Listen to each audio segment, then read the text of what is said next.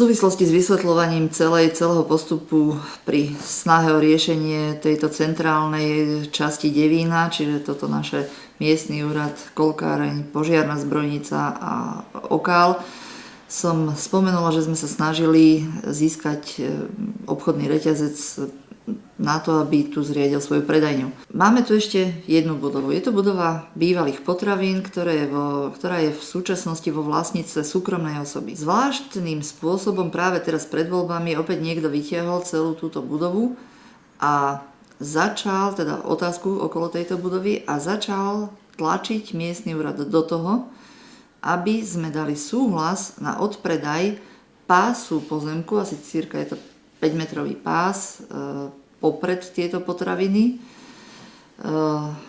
Z tohto priestranstva ale majú prístup ku svojej nehnuteľnosti dve devínske rodiny. Takisto táto fyzická osoba žiadala ešte ďalší pás za tými potravinami.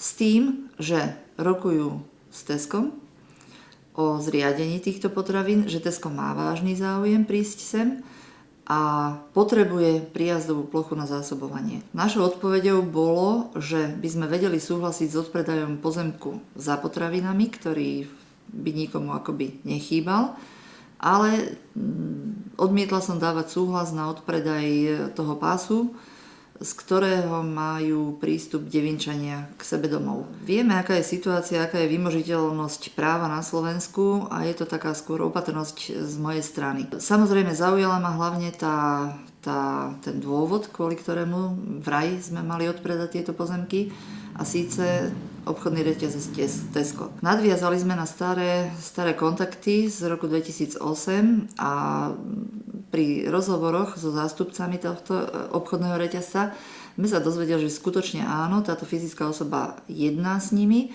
aj majú záujem prísť do Devína s svojou novou predajňou, ale že teda už asi 2 roky sa s touto fyzickou osobou nejak nevedia dohodnúť a pre nich z hľadiska nejakého toho zásobovania im by možno aj viacej vyhovovalo, pokiaľ by tento prístupový pás zeme zostal nejak vo vlastníctve verejnom, tak aby sa s nimi nedalo špekulovať, aby poprípade niekto nemohol zablokovať, teda keď skutočne tam už by prišli podnikať do tohto objektu.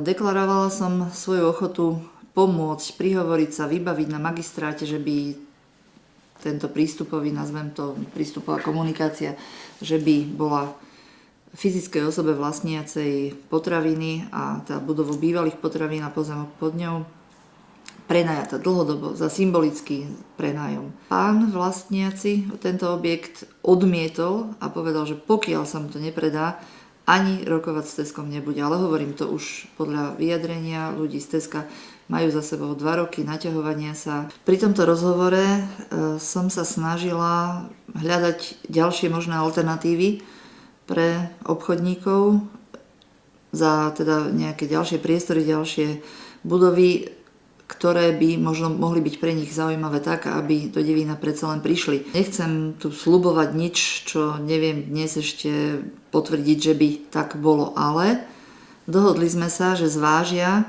našu ponuku. Jeden objekt sme im ponúkli. Momentálne sa majú prísť na tento objekt pozrieť ľudia, od nich zvážiť možnosti zásobovania tohto objektu, prístupu, parkovania a tak ďalej. A ja by som bola veľmi rada, keby to vyšlo. Vyriešili by sme si ďalší nevyužívaný objekt a samozrejme to, o čo ide hlavne, Devín by získal potraviny.